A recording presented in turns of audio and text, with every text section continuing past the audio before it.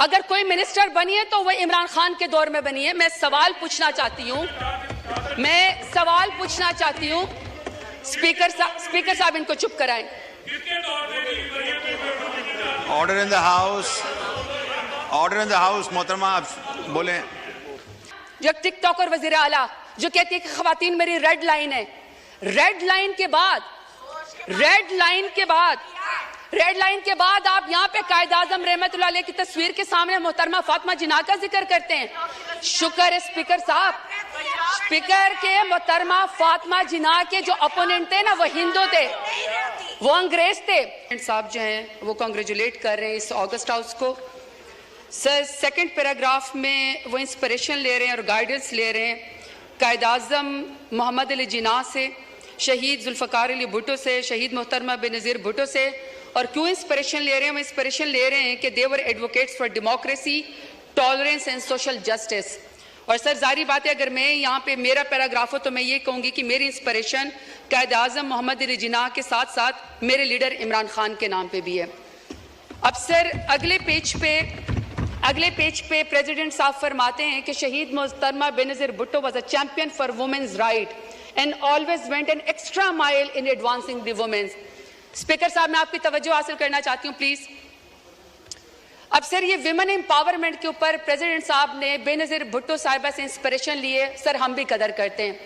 लेकिन सर जो हमारे मुल्क के अंदर इस वक्त इशारे हैं, पाकिस्तान में मर्द सियासतदानों को तो छोड़े, खवातीन सियासतदानों के साथ 9 मई के नाम पे और इमरान खान का साथ न छोड़ने के नाम पे सियासत का मुकाबला सियासत से नहीं, सियासत का मुकाबला चादर खींचने से, खुनरेजी करने से और इज्जतों की पामाली से शुरू किया है।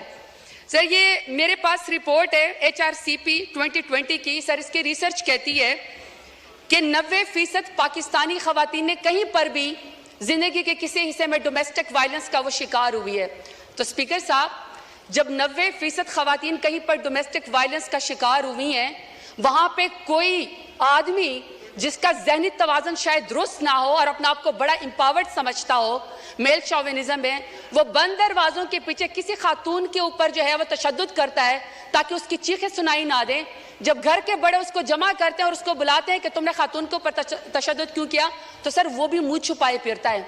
लेकिन पाकिस्तान एक ऐसा इस्लामी जमहूरिया पाकिस्तान एटमी ताकत है जिसमें नवाज शरीफ की माँ पे, जिसमें शहबाज शरीफ की माँ के ऊपर खवातीन को सड़कों के ऊपर घसीटा जाता है, उनकी चादर खींची जाती है, उनको पर वाटर कैनन इस्तेमाल किए जाते हैं, लाठी चार्ज होता है, उनको पर FIR की जाती है, चादर और 4 दीवारों को पामाल किया जाता है, लेकिन किसी को शर्म नहीं आती है, किसी को शर्म नहीं आती है। स्पीकर साहब कहा गया कि जी सियासत में सबका हक है और इसमें लिखा हुआ है कि जी टॉलरेंस होनी चाहिए। अगर टॉलरेंस होनी चाहिए तो स्पीकर साहब किसी के साथ तो किसी के वालिद साहब, किसी के दादा साहब कोई वजीर थे, पाकिस्तान की खिदमत की थी, कहीं पर किसी का जो है वो पीरी मुरीदी का मामला है, कहीं पर जो है वो किसी वजीर और मुशीर के या किसी का कहता है कि जी मैं फलाने तुमंदार सरदार का बेटा हूं और बेटी हूं। लेकिन स्पीकर साहब मेरा सवाल है कि अगर मैं NA 185 पे जरताज गुल वजीर डेरा गाजी खान से इलेक्शन लड़ना चाहती हूं तो क्या डेरा गाजी खान मेरे लिए नो गो एरिया था कि आप मेरे प्रपोजर और सिकंदर को भी अगवा करें, आप मेरे घर का मुहासरा करें, जब मैं घर से निकलूं तो आप मेरे ऊपर लाठी चार्ज करें। पूरे डेरा गाजी खान ने देखा कि पूरे डेरा गाजी खान की जितने भी पुलिस एनफोर्समेंट थी, इंतजामिया थी, वो एक साइड के ऊपर खड़ी थी और मुझे पाकिस्तानी चौक में कॉर्डन ऑफ करके अकेला वहां पे खड़ा किया हुआ था। किसी को शर्म नहीं आई है, किसी को कोई फर्क नहीं वहां पे पड़ा। जब घर से बाहर निकलो तो कहते हैं कि आप NOC दो। कौन से आईन कानून में स्पीकर साहब होता है कि घर से निकलने के लिए आपको NOC चाहिए? बाप दादा ने मस्जिद बनवाई, नमाजियों के ऊपर दरवाजे बंद कर दिए क्योंकि ये जरताज गुल के घर के सामने जो वो मस्जिद है, वहां पे मार्केट थे तो मार्केट के दरवाजे बंद कर दिए। उन्होंने कहा ईद और चांद रात के ऊपर भी यहाँ पे कोई खरीदो फरोख्त नहीं होगी क्योंकि शायद ये इस मार्केट में यहाँ पे जरताज गुल रहती है। मेरे खानदान की खवातीन स्पीकर साहब शरई पर्दा करती हैं। 10-10 दफा मेरे घर के ऊपर जब रेड किया गया, दरवाजे तोड़े गए, लाते मार के पुलिस आई तो वहां के सारे वो बापर्दा खवातीन घर छोड़ के चली गई। तो आप कहते हैं कि आपको सियासत का हक है। मानते हैं हम बेनज़ीर भुट्टो साहिबा की हम इज्जत करते हैं क्योंकि पहले वजीर आजम थी खातून, लेकिन एक दूसरी भी तो है ना, जो टिकटॉक और वजीर आला जो कहती है कि खवातीन मेरी रेड लाइन है। रेड लाइन के बाद आप यहाँ पे कायद आजम रहमतुल्लाह अलैह की तस्वीर के सामने मोहतरमा फातिमा जिन्ना का जिक्र करते हैं।